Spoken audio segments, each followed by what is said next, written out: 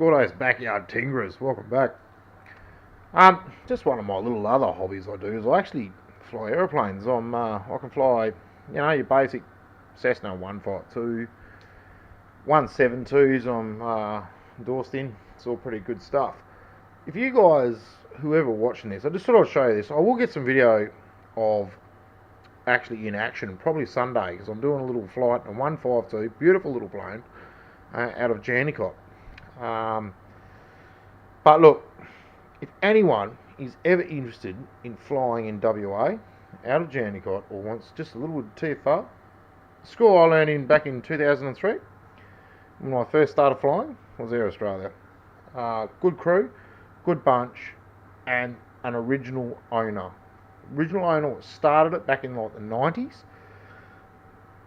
Really good operator. Look, okay, his planes are not brand new, but he will teach you, and his team will teach you how to fly old school and then how to fly new school glass cockpit and direct you in the right direction or where you want to be. I'm an RPL, so I'm only a restricted pilot license, which I love. It's just a weekend warrior sort of deal, but it's certified by CASA in Australia.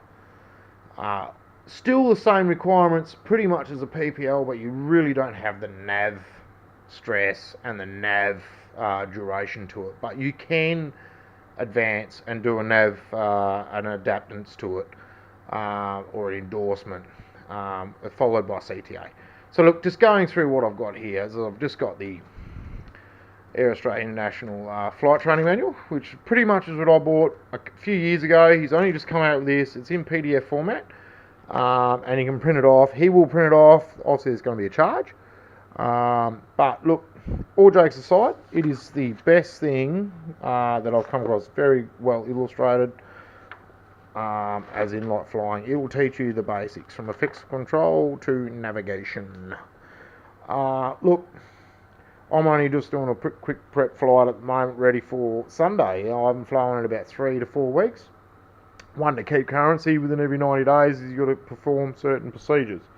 I'm not going to tell you them because that's where you need to look up on your VFRG as you start advancing along as you go. It will tell you exactly what you need per your license, what you want to require. Look, it's a lot to take in, very much a lot to take in. Some new maps I've just bought today. I've got a VNC, I've got a VTC for WA. VTC is pretty much your local area where you're going to be flying out of, and also covers a lot more illustrated, close dynamics of where you're going to be.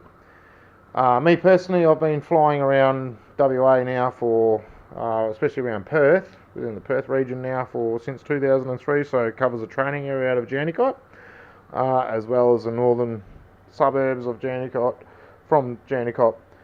So look, at the end of the day, I visually know where I'm going, but I do carry maps in the sense that if stuff gets a bit spooky or anything like that, you have it as a safety precaution, as a reference, and use it as a reference, and use it as knowledge. So I keep them up to date.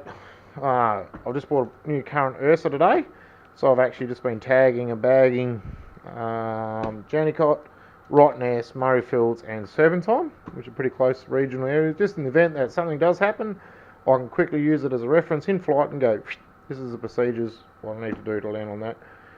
Flight manual, because I'm flying on Sunday and I haven't flown for a bit, I've just been going over takeoff performances, weight and balance, and also procedural, which is very critical.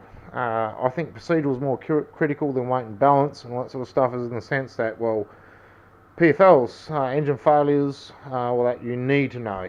You need to sketch that into your brain before you fly. As I said, this will cover everything. So guys, look, if you're learning to fly, look, it looks pretty spooky at first, but it's not. Obviously, you're going to start with the basics first, and you're going to enjoy your first flight, effects of controls and all that sort of stuff. But look, if anyone wants any advice, or anyone flying around Perth or WA or wants something, I just thought I'd put this up, even though I'm more mechanical minded on the backyard, which I will have some more videos on my on a VE Commodore, which is coming up, which needs timing chains done. I will do a full strip down and also replacement, and also doing plugs plugs and covers and so on and so on the VE. And it's an LY7, so it's a 195 kilowatt engine. And I will cover that very shortly within the next couple of weeks. So yeah, stay tuned, and thanks for watching.